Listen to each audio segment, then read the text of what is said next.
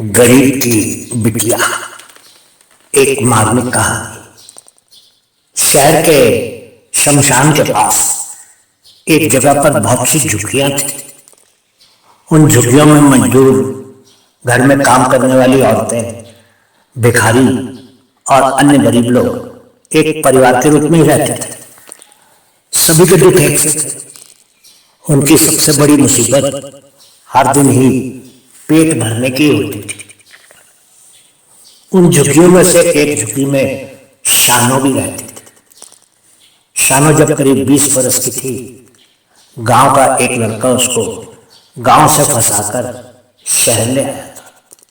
उसने 1 वर्ष तक शानो को झुग्गी में अपने साथ रखा था, पर फिर जब वो गर्भवती हो गई तो एक दिन वो लड़का हमेशा के लिए गायब हो गया था। शानो ने अकेली ही अपनी बेटी को जन्म दिया था और फिर दूर खड़ी बड़ी बड़ी इमारतों में बने फ्लैटों में लोगों के घरों की सफाई और बर्तन मांजने लगी। 20 बरस तक उसने कड़ा परिश्रम किया और तिनका तिनका करके पैसे बचाने शुरू कर दिए। उसने अपनी बेटी को 10वीं कक्षा तक पढ़ाया भी था। फिर एक दिन जब उसकी बेटी 19 बरस की हुई तो उसने झुग्गियों के पास बने एक लकड़ी के छोटे से घर में रहने वाले एक ड्राइवर से अपनी बेटी की शादी कर दी।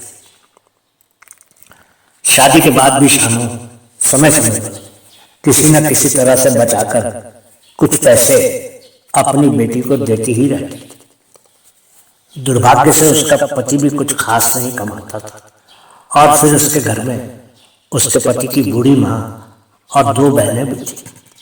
शानो के दिए हुए पैसों से ही उसकी बेटी अपने पति की मदद करती रहती थी और किसी तरह से गृहस्थी की गाड़ी चल रही थी। बेचारी शानो 40 बरस की हो गई थी, पर अब उसको और भी ज्यादा काम करना पड़ता था, क्योंकि उसे हर महीने कुछ न कुछ पैसे अपनी बेटी के ससुराल में भी पहुंचाने पड़ते थे। एक सुबह शानो बहुत ही उदास सी अपनी झोपड़ी के बाहर बैठी थी। तभी उसकी पड़ोसन आई और शानो के पास बैठकर बोली, शानो, मैंने सुना है कि तुम्हारी बेटी के घर में आग लग गई और सब कुछ जलकर राख हो गए। हाँ राधा, सब कुछ बर्बाद हो गया, लेकिन वो आग मेरी बेटी के घर में नहीं, मेरी झुग्गी में लगी है। क्या मतलब शानो? मैं कुछ समझी नहीं। पड़ोसन ने हैरान होते हुए पूछा। राधा, बिल्कुल सीधी सी बात है। बेटी के घर में जो भी नुकसान हुआ है वो मुझे ही तो भरना होगा। मुझे अपनी बेटी के घर को फिर से बसाना होगा। मैं बस यही सोच रही हूँ कि उस घर को फिर से बनवाने के लिए मुझे और कितने घरों में कितने महीने और काम करना होगा।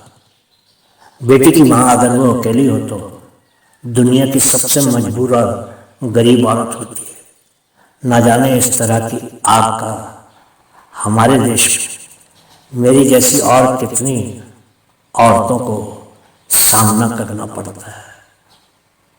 नम आंखें लिए पड़ोसन तो चली गई, लेकिन शानो अब आंसुओं के समुंदर में डूब गई।